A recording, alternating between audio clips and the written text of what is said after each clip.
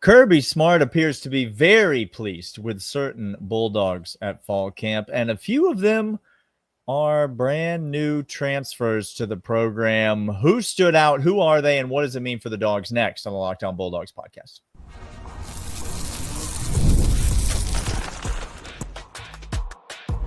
You are Locked On Bulldogs, your daily podcast on the Georgia Bulldogs. Part of the Locked On Podcast Network, your team every day. Welcome back, everybody. This is Locked On Bulldogs, part of Locked On Podcast Network, your team every single day. He is Daniel. I am Clint. Together, we are Locked On Bulldogs. And today's episode is brought to you by Monarch Money, monarchmoney.com. More on them in a moment. We appreciate you all for being here. First, listeners, you wake up, get it downloaded, get it into your brain. Every dayers, we appreciate you. Loyal third segment listeners who listen all the way to the end, who know that we bring the best stuff, the juiciest stuff, the morsels, if you will. Yeah. The papaya of the podcast for the third segment. Today, we were talking about these three things. The third segment is really the Mackinac peach of the podcast, if you would. Really the Mackinac peach. That's what it's most known for. Yeah. And if you get that reference, we like you. Three things on today's podcast. Kirby Smart approaches the press. Kirby was spoken It was everywhere. It was like just as blue as the sky can be, painted everywhere on the canvas. Kirby's giving Kirby. We break it down and talk about new additions, transfers, as well as freshmen, guys who are showing out. And the biggest shift of all that should excite you to no end was the thing that Kirby didn't say, that he said plenty of times last year, but not this year. Daniel, that presser, if you haven't seen it, go listen to it. We're going to give you a synopsis. We're going to break it down for you. From the man. We're going to tell you why it's important and what it means. But Daniel, let's start with this. Okay. What was the biggest thing for you that stood out from Kirby's presser that he commented on? Well, I referenced it in the open. I do think it's the number of transfers that appear poised to immediately impact this team. And so if we could, let's go through them. We'll kind of, we can kind of piece them together one at a time. But let's start with Maddox, the safety coming over from UAB.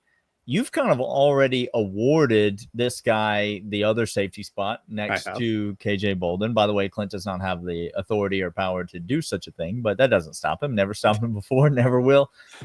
I'll say what I want when I want. Doesn't matter. That is correct. But Adrian Maddox comes over from UAB and does appear to be poised to take that step.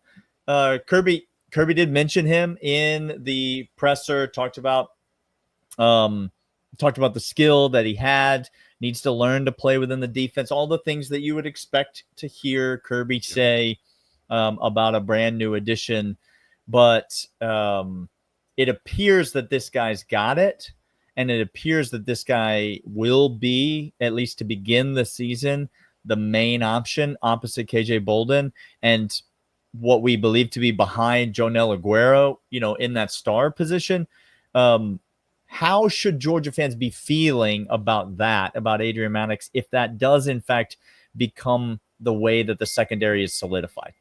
Here's all you need to know about Maddox and the safety position. It's what Kirby said is very important. He said this later that I want to bring up to you now so that you can get this. Kirby said the safeties have the most checks behind linebackers. He's listed linebackers, and then he listed quarterbacks. So inside linebacker, quarterback, safety. That's the order, the hierarchy of checks that he has in his system at Georgia. Meaning the safeties are tasked with the coverage check, changing in and out, depending on what the offense is giving them. And to say that Maddox just simply has to play within the program, play within the defense is given to him, it does not say he's lacking in catching up speed to the program, which we all know at Georgia, you're playing alpha dudes all the way across. Kirby said, nope, he has that down pat. He didn't talk about physicality being a struggle for Maddox at all. He has that down pat. What he said was he needs to get some terms. He needs to play within the system. He needs to know that, but he has everything else. He's passionate. He's excited. I think this should excite you, Georgia fan, to no end. By the way, Maddox came over. Pro Football Focus graded him within the top 30 of defensive backs in coverage rating. 6'3", 200 pounds. This guy is bringing with him physicality, which we know no matter what size you are at safety, you must possess at Georgia, because coming down that alley, you are on an island with running backs. We play a lot of man coverage. We're blitzing a lot of guys. You need to make a tackle in the hole when that running back pops out. Maddox has that. He has the size, the speed, variables. But what impressed me was that his name is being mentioned by Kirby already. He's not saying he's really behind the 8 ball coming into camp. We really were hoping that he'd just get down a couple of the system pieces, because that would mean that other guys had a leg up on him. No, he came in almost a product ready to go, Daniel. And that shores up one of the position groups that you and I are very high on, but big question mark still behind KJ Bolden. He might give us that leg up for this defense to get back to elite level that we know it can be. He kind of is the perfect guy to slot into this defense because he is so experienced, right?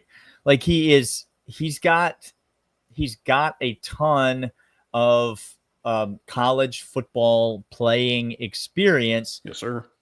He's also got skill. He's also got talent, but we got plenty of talent in the secondary with guys like Dalen Everett, guys like KJ Bolden, guys like Ellis Robinson.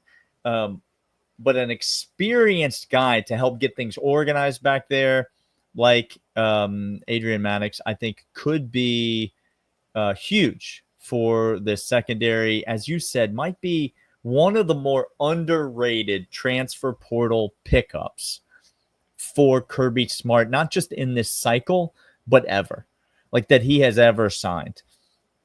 We're going to talk about another couple of guys that got mentioned that we think are going to make plays, but this guy might end up being the most important of all of the transfers. Another guy that was mentioned was Zachariah Branch, being mentioned as one of the leaders of the receiving core. I don't think this comes as a shock to anybody, Clint. We both expect this guy. He's going to be drafted in the touchdown draft that we do next week, and he's going to be drafted pretty high. Okay, like I don't think I'm breaking any news or tipping my hand when I say he's fairly high on my board in the touchdown draft. We both expect big things out of Zachariah Branch, but apparently Kirby does too. Mentioned him along with a guy transfer last year, London Humphreys, also appears to be coming along nicely. Another name that we expect to pop this year, but there's so much new in the wide receiver room. Yeah, it's not surprising to know that this room will be led by transfers, whether it's a year ago transfers like London Humphreys or this year transfers like Noah Thomas and Adrian Branch or Zachariah Branch. This room will be led by transfers. That's exactly right. And it should excite you that they're going to be led by transfers because they're talented all the way up and down. The one exception might be Colby Young, but even that is a relatively new face because that's another transfer previous year, just like London. Yeah. Right. And he's coming back, but make no mistake, this is a complete makeover at the wide receiver position. Yeah. And again, Daniel, I don't think your bold take, quote unquote, to say Maddox might be the most impactful transfer when all is said and done is crazy. Because do you know what position he played a lot also at UAB as well? He wasn't just playing at free safety as well, Daniel. Came down the box a ton of time, played nickel a ton of time. He's versatile all over the field. That's right. And so if it goes sideways with Jonell, all of a sudden you slot somebody else back there on the back end. Georgia's got a few options, a few veteran options, and you slide Maddox down. I think Maddox is going to be on the field, but we have not yet mentioned the transfer that I think is going to have the biggest impact on Georgia's season this year. Spoiler alert, he plays also on the defensive side of the ball, and he is going to be a household name before long. We're going to talk about him and a bunch more from Kirby's presser right after these.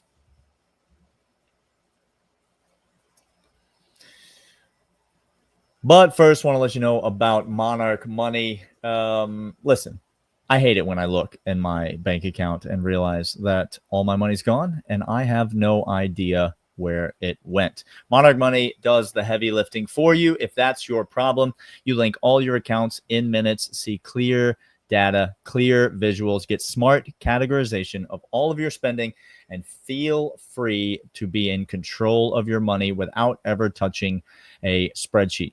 I've started using Monarch Money. It's helped me realize how much I'm spending on each of the categories in my budget, where I'm overspending, where I've got room, what I need to adjust, what subscriptions are eating away at all of my finances. Monarch Money takes it over for you. Don't let financial opportunity slip through the cracks. Use code LOCKEDONCollege at monarchmoney.com in your browser for half off your first year. That is 50% off your first year for your complete CFO app, Monarch Money. 50% off at monarchmoney.com with code LOCKEDONCollege.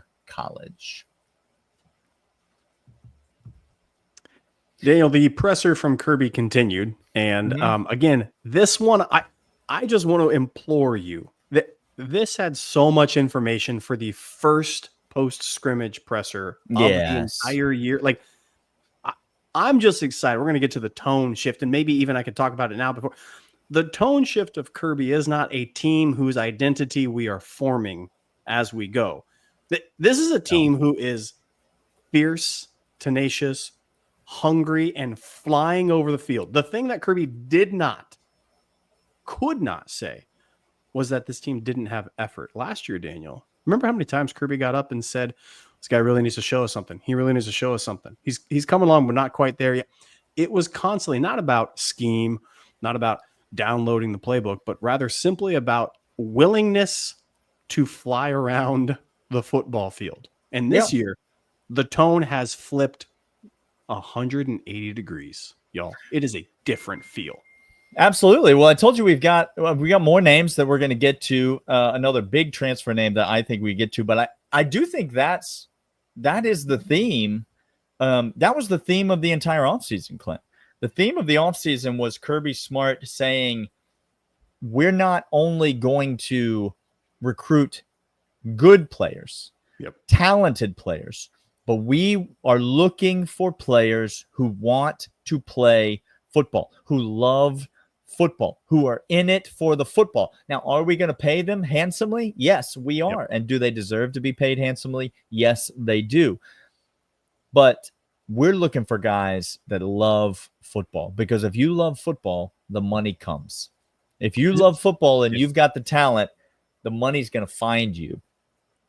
We're not looking for people who are hired guns, mercenaries, looking for a paycheck and to bide their time. That's not the guy Kirby's trying to recruit. I'm not saying necessarily that there were those types of players on last year's team, which we notably called soft many times. I'm not saying that there were those kinds of players on last year's team, but I am saying that it's notable in Kirby's when you listen to what he chooses to say. When in his opening statements, he can say anything he wants. Literally, guys. It's his floor. There's no question before him. He's my words. Here we go. He's allowed to say anything he wants.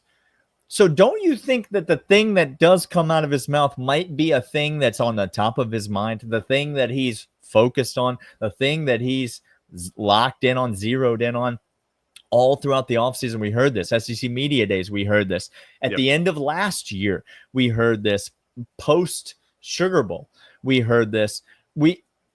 Kirby has up and down been talking about effort. He's been talking about want to. He's been talking about desire. He's not anti-NIL like a coach like Dabo is. He is anti a laziness. He's anti-lazy. He's anti-lack of effort. And so when you hear that all offseason, now you would expect to come into fall camp, Clint.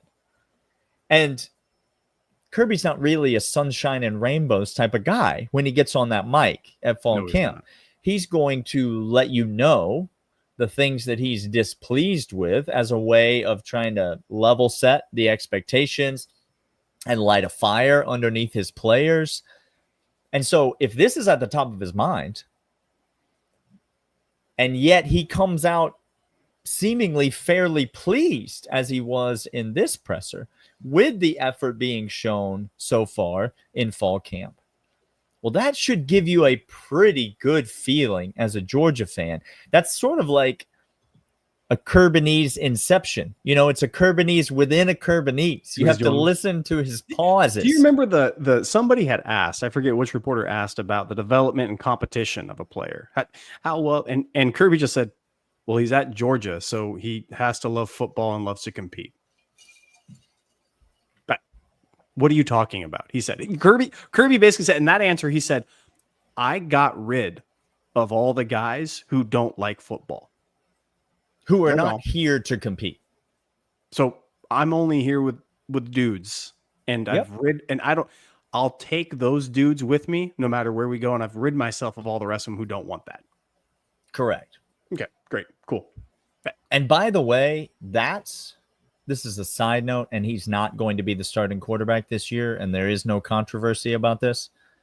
But the very first time you and I spoke to Ryan Puglisi, that's the first thing that jumped for him was like, oh, I don't care about these quarterbacks. Like at the time, Dylan Raiola, the number one quarterback in the country, was committed to Georgia. And he's like, yeah, it doesn't matter to me. Cool. I like football and I want to go to Georgia and I want to play football. And I feel like if I play football and someone else plays football next to me, I got a pretty good shot of winning that job. We'll be fine. That's the mindset that Kirby's been looking for. And he seems to be pleased with that mindset, which, again, I don't mean to get too technical, but if Kirby's happy with the team, what are you? Who knows more about winning national championships, you or Kirby Smart? You just ask yourself that question. Kirby Smart knows more about winning national championships than I do about sleeping. About any subject. Than a thing that my body forces me to do, or else I die. Yeah. So if he's happy with the thing that's at the top of his mind, like checklist point number 1 on his list. Yeah. Again, it's not to say that Kirby's thrilled with everything about this team. There's not room for improvement, blah, blah, blah. But that stands out to me as a talking point all offseason. And now I would expect him to come in and be like, the effort's not there. We need to do better on the effort. We need to push harder on the effort. I need to see more. He seems to be pleased, and that should be a positive indicator. All right, we've got more names that we're going to get to from Kirby's presser, names that are standing out at fall camp. But first, these.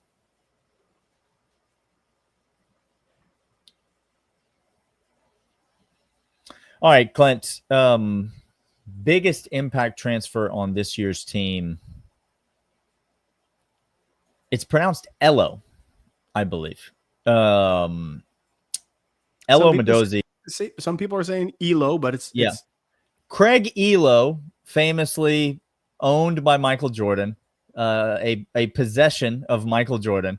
It's funny how much you can just bait him into things, guys. But Elo Mendoza is an edge defender, outside backer, linebacker transfer from Army, and guys, I want you to focus in a great deal next on these. There are 3 things that stood out to me from what Kirby said. But I want you to really, really take weight of how Kirby responded when had the opportunity to talk about Elo. Yep. So it's not only that he's going to slot himself in as Georgia's best pass rusher immediately. Oh, there it is. On this roster. It is that. It's not only that he's going to immediately come in and play. It's not only that in his time at Army, when recruited to Army, he was a mid 3-star prospect. And in the transfer portal, he became a high 4-star prospect in the portal because he proved against all comers, against all competition, that he was an absolute dude, an animal on the field. But I want to take you back to post SEC media days when Kirby Smart said, you're going to learn his name by the time the year's over. Okay. We didn't talk about this at the time. We didn't. When he we said didn't it. We were, But Kirby Smart doesn't say stuff like that just to say it. There's motivation and there's, hey, when you get it, there's coach speak. Yeah. Then there's Kirbyese. Okay. So coach speak, Kirbyese. That's two things. The coach speak is I just want to give you whatever. I'm going to tell you this right now and let's move on from it. Yeah. Kirbyese, you have to understand a little bit more. And then there's outright almost flattery. And then there's just like what you feel like he can't help, but when he opens his mouth, this has to come out. I hearken it to like someone asking Todd Monken about the tight ends, and he couldn't help himself except to talk about Brock Bowers. They were asking questions about a different tight end. And he said, Eric Gilbert is really, really good, right? He's doing all right. He's got a lot to learn. Brock Bowers is sensational. Like, he just couldn't. It had to come out of his mouth. Yes.